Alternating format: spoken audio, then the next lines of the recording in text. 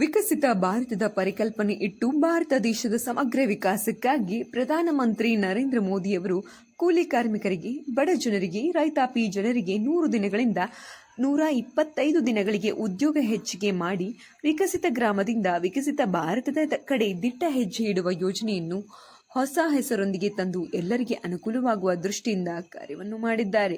ಇದನ್ನು ವಿರೋಧ ಪಕ್ಷದವರು ಜನರನ್ನು ತಪ್ಪು ದಾರಿಗೆ ತಂದು ಇದರಿಂದ ಅನ್ಯಾಯವಾಗುತ್ತದೆ ಎಂದು ಸುಳ್ಳು ಸುದ್ದಿಗಳನ್ನು ಹಬ್ಬಿಸುತ್ತಿದ್ದಾರೆ. ಇದರಿಂದ ಪಾರದರ್ಶಕ ನಿರ್ವಹಣೆ, ದೂರದರ್ಶಿ ಯೋಜನೆ, ತಂತ್ರಜ್ಞಾನದ ಕಾವಲು, ಶಾಶ್ವತ ಗ್ರಾಮೀಣ ಮೂಲಭೂತ ಸೌಕರ್ಯ, ಗ್ರಾಮೀಣ ಜನರ ಸ್ವಾವಲಂಬಿ ಬದುಕಿಗೆ ಭರವಸೆ ಕೊಟ್ಟಂತಾಗುತ್ತದೆ ಎಂದು ಬಿಜೆಪಿ ರಾಜ್ಯ ಮಾಧ್ಯಮ ಸಂಚಾಲಕ ಎಫ್.ಎಸ್. ಸಿದ್ದನಗೌಡರ್ ಹೇಳಿದರು. ಇಂದು ರಾಮದುರ್ಗ ಬಿಜೆಪಿ ಕಾರ್ಯಾಲಯದಲ್ಲಿ ನಡೆದ ವಿಬಿಜಿ ರಾಮ್ಜಿ ಕಾರ್ಯಕ್ರಮದಲ್ಲಿ ಪಾಲ್ಗೊಂಡು ಮಾತನಾಡಿದರು. ಕಾರ್ಯಕ್ರಮದ ಅಧ್ಯಕ್ಷತೆಯನ್ನು ಮಂಡಳ ಅಧ್ಯಕ್ಷರಾದ ಡಾಕ್ಟರ್ ಕೆ.ವಿ. ಪಾಟೀಲ್ ವಹಿಸಿಕೊಂಡು ಈ ಯೋಜನೆಯ ಲಾಭವನ್ನು ಬಿಜೆಪಿಯ ಪ್ರತಿಯೊಬ್ಬ ನಾಯಕರು, ಕಾರ್ಯಕರ್ತರು ಎಲ್ಲಾ ಗ್ರಾಮಗಳಲ್ಲಿ ಮನೆ ಮನೆಗೆ ಹೋಗಿ ಕರಪತ್ರ ಹಂಚಿ ತಲುಪಿಸಿ ಈ ಯೋಜನೆಯ ಲಾಭವನ್ನು ತಿಳಿಸಬೇಕೆಂದು ಕರೆಕೊಟ್ಟರು. ಬಿಜೆಪಿ ಸಾಮಾಜಿಕ ಜಾಲತಾಣ ಪ್ರಮುಖ ಗಂಗಾಧರ ಭೋಸ್ಲೆ ಸ್ವಾಗತಿಸಿದರು. ವೇದಿಕೆ ಮೇಲೆ ದ್ಯಾವಪ್ಪ ಬೆಳವಡಿ, ಮಾರುತಿ ಕೊಪ್ಪದ್, ಸಿ.ಬಿ. ಪಾಟೀಲ್, ಮಲ್ಲಿಕಾರ್ಜುನ್ ಬಾವಿಕಟ್ಟಿ, ಬಸವರಾಜ್ ಮಾದನ್ನವರ್, ವಿಜಯ್ ಗುಡದಾರಿ, ವಿಠ್ಠಲ್ ಸೋಮನಗೊಂಡ, ಉಮೇಶ್ ಕೊಳವಿ, ಬಿಜೆಪಿ ಅಲ್ಪಸಂಖ್ಯಾತ ಮೋರ್ಚಾ ತಾಲೂಕು ಅಧ್ಯಕ್ಷರಾದ ಜಹೀರ್ ಹಾಜಿ ಉಪಸ್ಥಿತರಿದ್ದರು. ಬೆಳಗ್ಗೆ ಗೊಡ್ಚಿಯ ಶ್ರೀ ವೀರಭದ್ರೇಶ್ವರ ದೇವಸ್ಥಾನದಿಂದ ಪಾದಯಾತ್ರೆಯ ಮೂಲಕ ನರಸಾಪುರ, ಸುನ್ನಾಳ, ಕಂಕನವಾಡಿ, ತೂರ್ನೂರು ಗ್ರಾಮಗಳಲ್ಲಿ ಸಭೆಯನ್ನು ನಡೆಸಿದರು.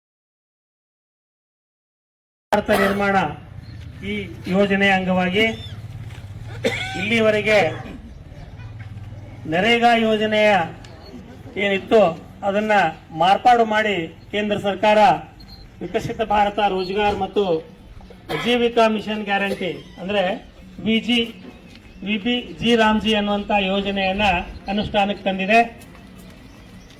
ಅದರ ಬದಲಾವಣೆ ಏನಾಗಿದೆ ಅಂತಂದ್ರೆ, ಇಲ್ಲಿವರೆಗೆ ಗ್ರಾಮದಲ್ಲಿರುವಂತಹ ಯಾರು ಉದ್ಯೋಗ ಖಾತ್ರಿ ಯೋಜನೆಯಲ್ಲಿ ಕೆಲಸ ಮಾಡ್ತಾ ಇದ್ದಂತಹ ಕೂಲಿ ಕಾರ್ಮಿಕರಿಗೆ ವರ್ಷಕ್ಕೆ 100 ದಿನ ಕೆಲಸ ಮಾಡಲಿಕ್ಕೆ ಅವಕಾಶ ಇತ್ತು.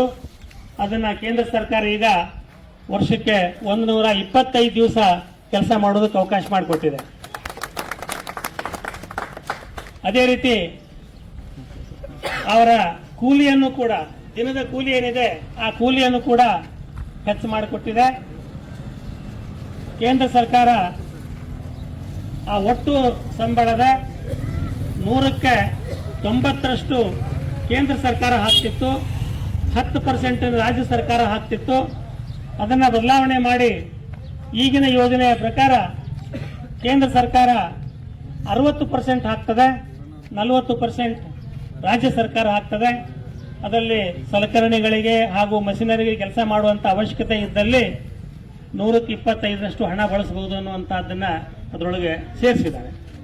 ಈ ತರ ಗ್ರಾಮದ ಯಾರು ಕೂಲಿ ಕಾರ್ಮಿಕರಿದ್ದಾರೆ ಅವರಿಗೆ ಹೆಚ್ಚು ಹೆಚ್ಚು ಕೂಲಿ ಕೊಡಬೇಕು ಅನ್ನುವಂತ ವಿಚಾರ ಮಾಡಿ 100 ದಿನದ ಬದಲಿಗೆ 125 ದಿನ ಮಾಡಿ ಅವರ ಸಂಬಳವನ್ನ ಹೆಚ್ಚು ಮಾಡಿ ಕೇಂದ್ರ ಸರ್ಕಾರ ಹೊಸ ಯೋಜನೆಯನ್ನ ಜಾರಿಗೆ ತಂದಿದೆ. ಇದನ್ನ ರಾಜ್ಯ ಸರ್ಕಾರ ವಿರೋಧ ಮಾಡ್ತಾ ಇದೆ. ನಮಗೆ ಇದರ ಜಾಗೃತಿ ಆಗಬೇಕಾಗಿದೆ. ಪ್ರತಿಯೊಂದು ಗ್ರಾಮ ಪಂಚಾಯತಿ ವ್ಯಾಪ್ತಿಯಲ್ಲಿರುವಂತ ಎಲ್ಲ ಗ್ರಾಮದ ಜನರಿಗೆ ಇದು ಜಾಗೃತಿ ಆಗಬೇಕಾಗಿದೆ. ರಾಜ್ಯ ಸರ್ಕಾರಕ್ಕೆ 10% ಹಾಕುವ ಬದಲಿ 40% ಹಾಕುವಂತದ್ದು ಏನು ಬಂದಿದೆ ಅದು ಅವ್ರಿಗೆ ಬಹಳ ವಜ್ಜೆ ಆಗಿದೆ. ಅದಕ್ಕೆ ಇದನ್ನ ಅವ್ರು ವಿರೋಧ ಮಾಡಕತ್ತಾರೆ.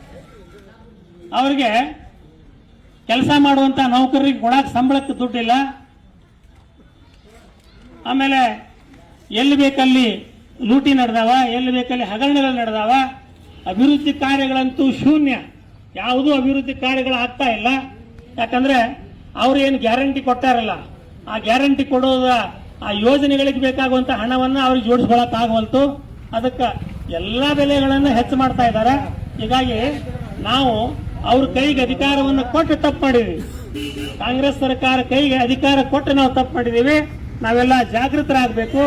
ಮುಂದಿನ ದಿನಗಳಲ್ಲಿ ನಾವು ಭಾರತೀಯ ಜನತಾ ಪಕ್ಷವನ್ನ ಬೆಂಬಲಿಸಿದ್ರೆ, ಭಾರತೀಯ ಜನತಾ ಪಕ್ಷಕ್ಕೆ ನಾವು ಮತ ನೀಡಿದ್ರೆ ನಮ್ಮ ಜೀವನದಲ್ಲಿ ಪುನಃ ಬದಲಾವಣೆಯನ್ನ ನಾವು ಕಾಣಲಿಕ್ಕೆ ಸಾಧ್ಯ ಇದೆ. ನಾವು ದಿನಗೂಲಿ ನೌಕರರಿಗೆ ಹೆಚ್ಚು ಹೆಚ್ಚು ಸಂಬಳ ಸಿಗ್ತದೆ. ರಾಜ್ಯದಲ್ಲಿ ಅಭಿವೃದ್ಧಿ ಕಾರ್ಯಗಳಾಗ್ತವೆ. ಈಗೇನು ಬೆಳೀತಾ ಇದೆ, ರೇಟ್ಸ್ ಏನು ಹೆಚ್ಚಾಗ್ತಾ ಇದ್ದಾವೆ, ಅವೆಲ್ಲವನ್ನ ತಗ್ಗಿಸಲಿಕ್ಕೆ ಸಾಧ್ಯ ಆಗ್ತಾ ಇದೆ. ಇದನ್ನೆಲ್ಲ ನಾವು ವಿಚಾರ ಮಾಡಿಕೊಂಡು ಜನ ಜಾಗೃತರಾಗಬೇಕು.